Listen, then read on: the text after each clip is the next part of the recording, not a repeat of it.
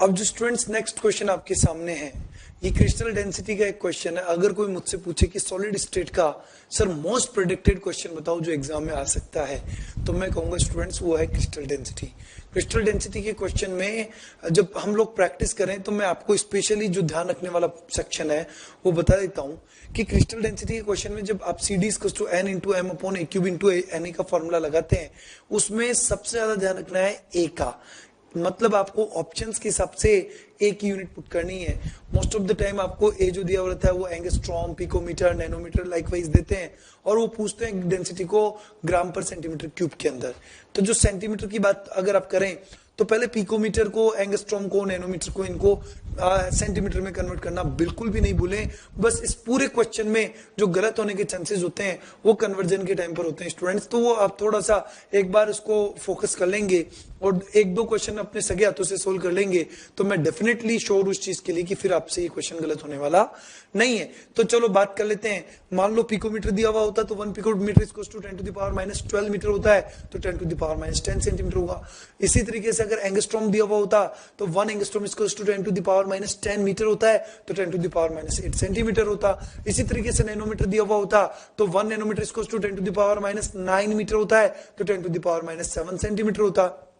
अब बात कर लेते हैं यहाँ पर, ये जो हमारा क्वेश्चन दिया हुआ था इसमें क्रिस्टल डेंसिटी पूछी हुई है, एफसीसी का एक एलिमेंट है और इसका एटॉमिक वेट दिया हुआ कितना 60, और अपने को जो एजलेन दे रखी है, और देखो इसमें तो डायरेक्टली बच्चों क्या दिया हुआ 4 × 10⁻8 सेंटीमीटर दिया हुआ है, तो इस क्वेश्चन में तो कोई कन्वर्जन करने की जरूरत नहीं है। अगर हाँ आपका ऑप्शन ग्राम पर सेंटीमीटर क्यूब वाला नहीं मिल रहा है तो उस सिचुएशन में अपन मीटर क्यूब को चेक करेंगे, पर फिलहाल एक बार कैलकुलेशन स्टार्ट कर लेते हैं। तो CD = फॉर्मूला होता है बच्चों N × M / A³ × Na।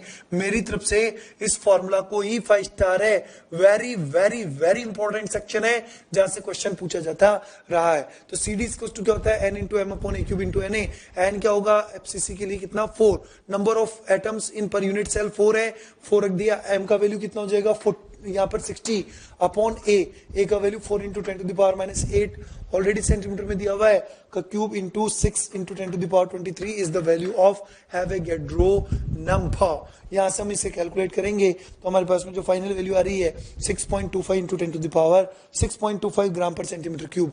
एक बार इनकी तरफ देख लेना, यहाँ पर मैंने क्या लिख रखा है 5 स्टार। अब आपकी इच्छा है, मैंने जो बोला इस बात को ध्यान देना, CD के ऊपर कम से कम 5 से 7 क्वेश्चंस की प्रैक्टिस करें, यहां से क्वेश्चन आने की प्रोबेबिलिटी सबसे ज्यादा है।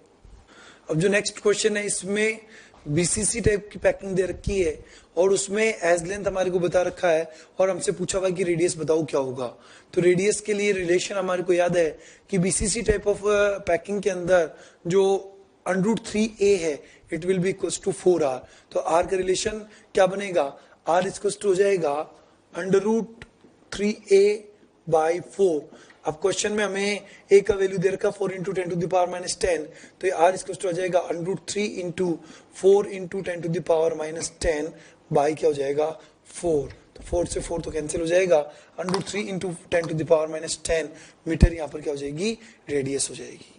अब जो नेक्स्ट क्वेश्चन हम लोग देख रहे हैं ये भी CD की एक वेराइटी है। CD की मैंने प्रैक्टिस आपको करवाई है। CD बोले तो क्रिस्टल डेंसिटी। CD = क्या होगा N × M / A³ × Na।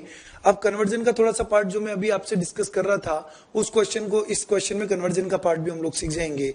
तो हमें क्वेश्चन के अंदर जो दे रखा है क्रिस्टल डेंसिटी दिखा रखी है, टाइप ऑफ क्रिस्टलाइजेशन FCC दिखा रखा है, मोलर मास पूछा हुआ है और A जो है ये पिकोमीटर में दिया हुआ है, जबकि CD का में दी हुई है ग्राम पर सेंटीमीटर क्यूब में। अब मैं बोल रहा था यहाँ इस पर्टिकुलर सेक्शन के ऊपर आकर के आपको ध्यान रखना है कि A की यूनिट वो रखें जो CD के अंदर दिखा रखी है।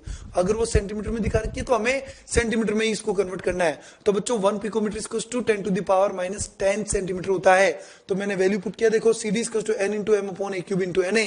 यहाँ से CD का वैल्यू 2.72 ग्राम पर सेंटीमीटर क्यूब है एंड FCC है तो कितना पुट करेंगे 4। M को हमें कैलकुलेट करना है, ये हमारा टारगेट होगा M यहाँ पर कैलकुलेट करना। और A का वैल्यू 404 पिकोमीटर था, इस पिकोमीटर को कन्वर्ट कर लिया किसके अंदर सेंटीमीटर में, तो 10⁻10 होल क्यूब इंटू Na 6 × 10⁻23 इससे कैलकुलेट करेंगे तो यहाँ से हमारे पास में जो M का वैल्यू आएगा वो आ जाएगा 20 ग्राम पर मोल।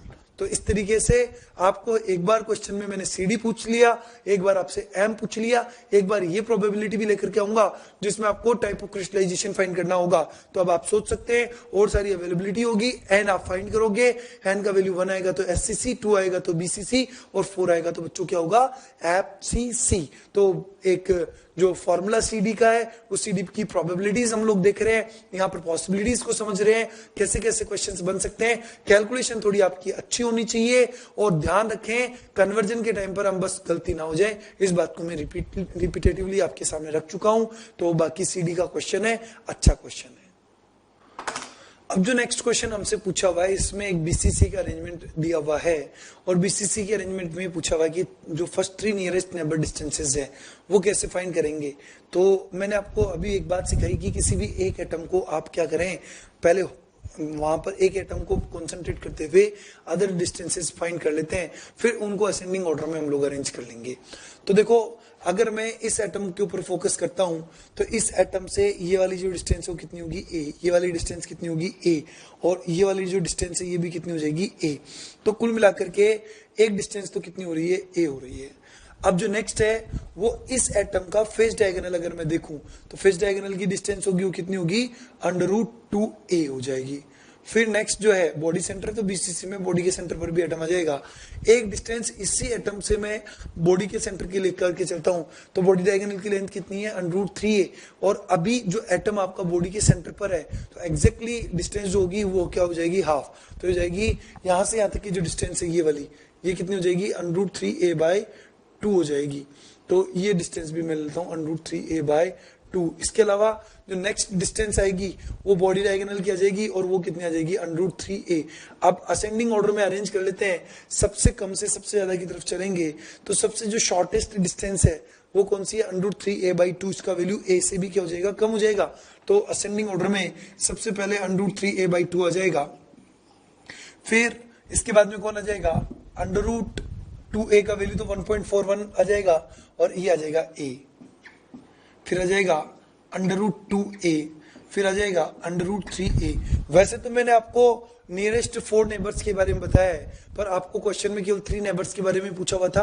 तो 3 नेबर्स कौन से हो जाएंगे, ये आ जाएगा फर्स्ट, ये आ जाएगा सेकंड और ये आ जाएगा थर्ड। तो स्टूडेंट्स कुछ भी नहीं है, आपको जब भी कभी आपको नेबर एटम्स के बारे में पूछा जाए आप तो एक स्ट्रक्चर बनाओ और एक एटम को फोकस करो और उसके बाद में उससे सारी डिस्टेंसेस पहले मेजर कर लो। जो भी आपको डिस्टेंसेस लगती है कॉमन डिस्टेंस लिखो मत, और जो डिफरेंट डिस्टेंसेस आ रही है उनको आप लिखते चले जाओ और उसके बाद में कुछ नहीं है, बस उनको असेंडिंग ऑर्डर में आप क्या कर दो, अरेंज कर दो, आपका आंसर बिल्कुल फाइनल बन जाएगा।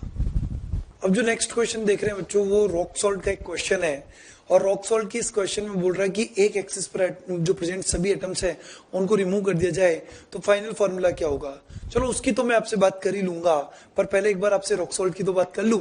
रॉक सॉल्ट का मतलब NaCl, और NaCl का जो स्ट्रक्चर है उसमें Na+ की लोकेशन क्या है, ऑक्टाहेड्रल वॉइड है, और जो क्लोराइड है उसकी लोकेशन क्या है, CCP या FCC है। अब ऑक्टाहेड्रल वॉइड का मतलब H centre and body centre, और जो क्लोराइड है वो FCC या CCP के अरेंजमेंट में है। तो CCP का अरेंजमेंट क्या हो गया, each corner and face centre. Total number of face centre कितने हो गए, 6, कॉर्नर्स कितने हो गए, 8। अब मेरे को एक एक्सिस पास करनी है और उस एक्सिस पर जो जो भी एटम्स आएंगे उनको हटाएंगे, फिर अपन देख लेते हैं। तो इनिशियली जब तक कुछ नहीं हटाया गया तब तक तो Na+ का जो नंबर था वो कितना था, 4, क्योंकि ऑक्टाहेड्रल वॉइड का पार्ट है, और क्लोराइड का नंबर है वो भी कितना है, 4 है, क्योंकि FCC का पार्ट है। अब यहां से एक्सिस पास करते हैं। एक्सिस मतलब एक एक्सिस का मतलब मैं बीचों बीच से एक लाइन खींच देता हूं। अगर बीचों बीच एक डॉटेड लाइन एक्सिस के में पास करूं तो ऊपर वाला फेस सेंटर, नीचे वाला फेस सेंटर और बॉडी सेंटर, इस तरीके से देखिए।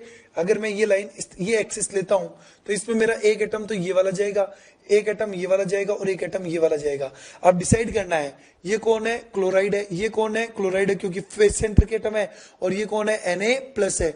Na+ बॉडी सेंटर का पूरा एक पार्टिसिपेशन होगा, और क्लोराइड्स जो है वो कौन से, फेस सेंटर के हैं, पार्टिसिपेशन कितना होगा, 1/2। तो यहां से आ जाएगा Na+ 4 - 1 और Cl- 4 - 2 × 1/2। तो अब जो फाइनल अपने पास में नंबर आ रहा है वो आ रहा है Na+ का नंबर कितना आएगा, 3 आ जाएगा, और Cl माइनस का भी नंबर कितना आएगा, 3 आएगा। तो फाइनली Na+2Cl- का जो रिजल्टेंट कंपाउंड है 3:3 चल रहा है, तो यहां से इसका जो फॉर्मूला बनेगा वो वापस से क्या बन जाएगा, NaCl, यानी कि जो भी कंपाउंड आपका AB है तो AB, XY है तो XY। इस तरीके से आपको ध्यान रखना है, एक्सिस पास करे, एक्सिस के अलोंग एटम हटाओ, बॉडी डायगोनल पास करे, बॉडी डायगोनल के अलोंग एटम्स को आप रिमूव करो। अगर फेस डायगोनल बोलता तो मैं फेस डायगोनल के अलोंग एटम्स को रिमूव करता।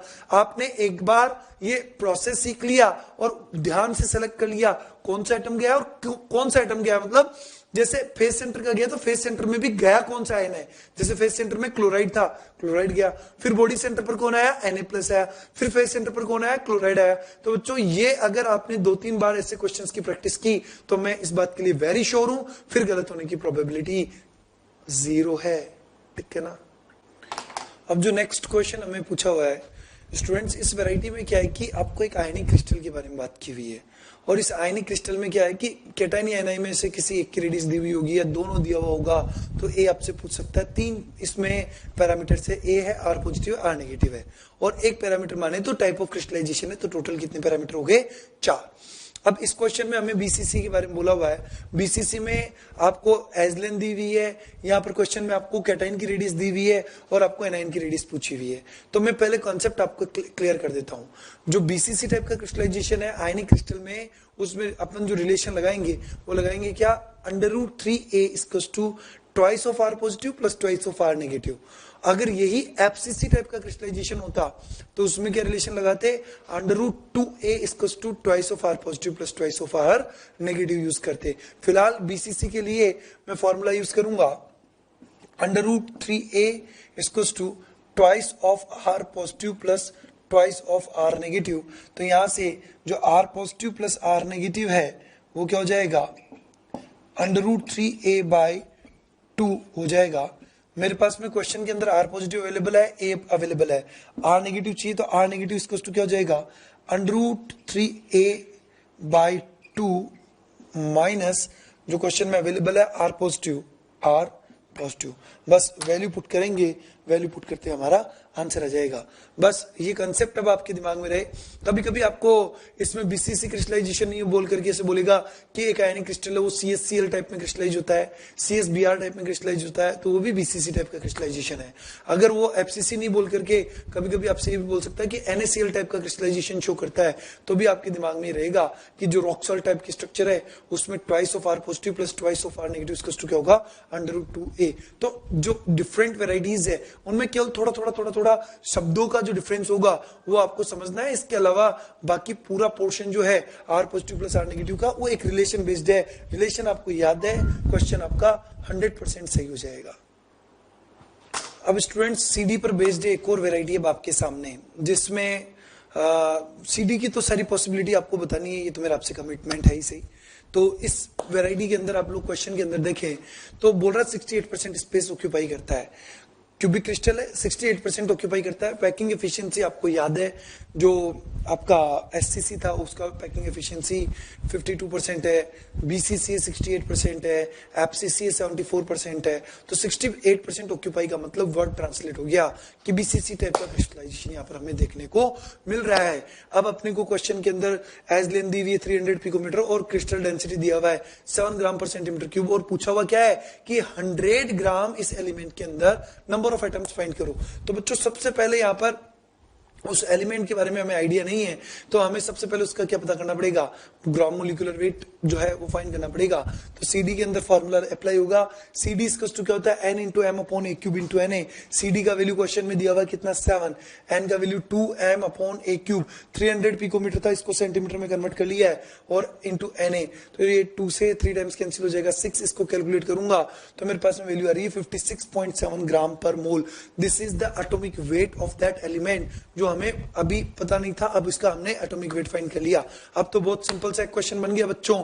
यहाँ पर मोल्स अपन फाइंड करना चाहते हैं, तो मोल्स को फाइंड करने का तरीका given weight upon gram molecular weight या ग्राम एटॉमिक वेट। हमारे पास में एटॉमिक वेट कितना आ रहा है 56.7 और गिवन वेट कितना 100, तो यहाँ से मोल्स फाइंड हो जाएंगे। Number of moles equal to weight upon molecular weight 100/56.7।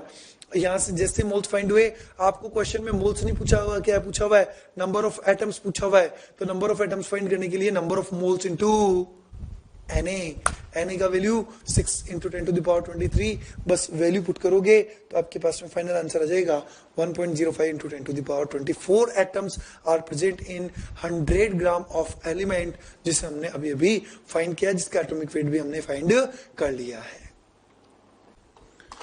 अब जो नेक्स्ट वेराइटी है सीडी की आपके सामने है, इस वैरायटी में क्वेश्चन के अंदर आपको क्यूबिक क्रिस्टलाइजेशन बोला हुआ है, सीडी की इंफॉर्मेशन है, ए अवेलेबल है, इसमें एटॉमिक वेट भी दिया हुआ है, लेकिन एटम की रेडियस पूछी हुई है।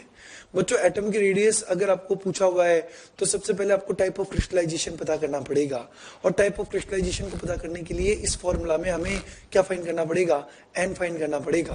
तो CD equals to N into M upon a cube into N A. N का वैल्यू मुझे नहीं पता, लेकिन CD 2 दिया हुआ है, एम का वैल्यू 75 है, और जो मुझे लेंथ दे रखी थी वो 5 एंगस्ट्रॉम दी हुई है।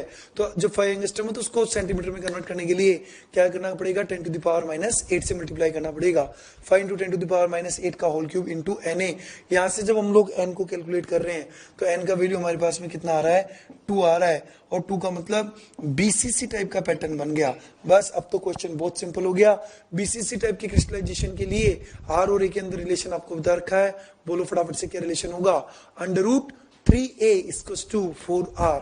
तो यहां से आ जाएगा √3a equals to 4r, so r equals to √3a/4। Question में मेरे पास में a की अवेलेबिलिटी है, √3a/4 को जैसे सोल्व करूंगा तो मेरे पास में एटम की जो है वो रेडियस कैलकुलेट हो जाएगी। अब जो नेक्स्ट क्वेश्चन हमारे पास में है, इस क्वेश्चन के अंदर हम लोग जिंक ब्लेंड की स्ट्रक्चर का कोऑर्डिनेशन नंबर की बात कर रहे हैं। तो स्टूडेंट्स जिंक ब्लेंड के बारे में आपको बता दूं, जिंक ब्लेंड जितने भी हमारे कोर्स में आयनिक क्रिस्टल्स हैं उनमें से एक ऐसा क्रिस्टल है जिसका कोऑर्डिनेशन नंबर रेशो और जो आयंस का नंबर रेशो है वो क्या आएगा, सेम आएगा। तो यहाँ पर जो जिंक ब्लेंड है इसका जो कोऑर्डिनेशन नंबर रेशो है उसमें Zn+2 S-2 कितना था, 4:4 आता है, और इसमें अगर आयंस का नंबर रेशो पूछा होता तो वो भी क्या था, 4:4। इसके अलावा कोई सा भी ऐसा क्रिस्टल नहीं है हमारे कोर्स में जो दिए हुए हैं उनमें से जिनमें आयंस का नंबर रेशो भी वही आए जो कोऑर्डिनेशन नंबर रेशो आता है। तो ये एक स्पेशल बात मैंने आपको सिखा दी है। जिंक ब्लेंड के बारे में एक बात और बता देता हूं, आगे जब आप लोग डायमंड की स्ट्रक्चर पढ़ेंगे तो डायमंड की स्ट्रक्चर भी जिंक ब्लेंड की जैसी स्ट्रक्चर है, जिसमें डायमंड के अंदर कार्बन एटम्स हैं वो सीसीपी को भी ऑक्यूपाई करेंगे और वो 50% टीवी पर भी होंगे। तो सीसीपी का मतलब टोटल कार्बन एटम्स कितने हो गए, 4, और 50% टीवी का मतलब कितने हो गए, 4। तो total number of carbon atoms present in one diamond unit cell, वो भी अगर आपसे पूछा जाए तो ये जेडएनएस की स्ट्रक्चर जिंक ब्लेंड की स्ट्रक्चर से हम उसको रिलेट करते हैं। थोड़ी बात चल रही थी यहाँ पर तो बता दिया। तो डायमंड में 4 + 4 8 कार्बन एटम्स प्रेजेंट इन पर यूनिट सेल होता है। तो बच्चों जिंक ब्लेंड की स्ट्रक्चर के साथ में एक एडवांटेज किसका मिल गया, डायमंड का भी मिल गया। याद करने में काफी आपको इजी रहेगा। अब जो नेक्स्ट क्वेश्चन हमें दिया हुआ वो एक जिनोन एटम के बारे में बात की हुई है और बोल रही कि ये एफसीसी टाइप की क्रिस्टलाइजेशन में पैकिंग शो करता है। तो अब आपको ये इसमें एजलेन दिया हुआ है और रेडियस पूछी हुई है। तो एक बार आप फटाफट से मेरे साथ में बोलिए कि एफसीसी जो है इसके लिए रेडियस और एटॉमिक जो लेंथ है, एज लेंथ है, उस एज लेंथ और एटॉमिक रेडियस के बीच में क्या रिलेशन है, √2a = 4r। तो r = क्या हो जाएगा, a/2√2। क्वेश्चन में a अवेलेबल है तो अपन जैसे a/2√2 पुट करेंगे हमारे पास में एफसीसी टाइप की ये जो पैकिंग है इसमें जिनोन का एटॉमिक रेडियस फाइंड हो जाएगा। बच्चों इस तरीके की वैरायटी अपन ने 2-3 बार देख ली है, एक प्रैक्टिस आपको याद हो जाए, अच्छे से क्वेश्चंस फॉर्मूला याद हो जाए तो बस ये क्या है, कई बार आपको सीडी फाइंड करने में काम आ जाता है। कैसे मैं बताता हूँ, जैसे मान लो आपको रेडियस दिया हुआ क्वेश्चन के अंदर लेकिन सीडी फाइंड करना है तो सीडी क्या होता है, n × m/a³ × na। तो वहां से पहले r और a का रिलेशन आपको जब पता होगा तभी आप r से a में पहुंच पाएंगे और फिर उसके बाद में cd कैलकुलेट होगा। या कभी कभी इसका रेसिप्रोकल प्रोसेस होता है, cd के अंदर आपको क्वेश्चन में cd की पूरी इंफॉर्मेशन है पर एटॉमिक रेडियस पूछी हुई है तो पहले आपको क्या फाइंड करना है, a, फिर r और a का रिलेशन अगर आपको याद होगा तो वहां से आप a से r तक पहुंच पाएंगे। तो ये दोनों तरीके की प्रोबेबिलिटी की अच्छी प्रैक्टिस अब इस सेशन में आपकी हो चुकी है। तो अब आप मेरे ख्याल से ऐसे क्वेश्चंस की जब भी प्रैक्टिस करेंगे तो फॉर्मूला इमीडिएटली आपको क्लिक हो जाएगा।